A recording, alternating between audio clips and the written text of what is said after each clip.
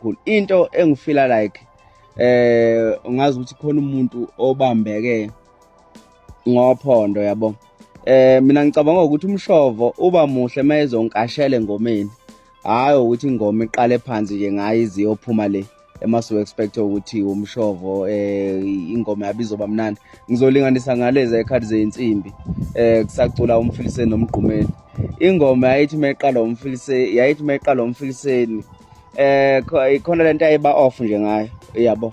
Sengisho lo ukuthi ingoma ezoqala umgqumeni wawuzwa ngempela ukuthi ya leyo ngoma le iyaphila futhi yayikwazi nanokungena kalula kubantu. Okay, asizeni lana ke omacece. Ngiyacabanga ukuthi next time mawukuthi omacece bayophinda bephume ingoma eziningi ayiqala uManqoba. Uyena umuntu okwazi ukucula lo. Uyena umuntu ngempela okwazi ukucula. Umshovo usasekuningi kakhulu kusafanele kusetshenzwe kuyena ukuze ezokwazi ukuthi akhiphe into eqondile. Khona nje lento ehamba ibibe off ngayo. Yabo ingoma eziningi unokuyibhayizisa kakhulu. Izinto zokugcina nje ingoma abantu abaningi begcina sebeluza interest kuleyo ngoma ngoba khona nje lento off ngayo. Otherwise nje ngokwezinga labo ingoma yabo ibe right. Angeke sibaqhathanise nabanye abantu. Uma uzobheka nje bona cha ibe right ingoma yabo.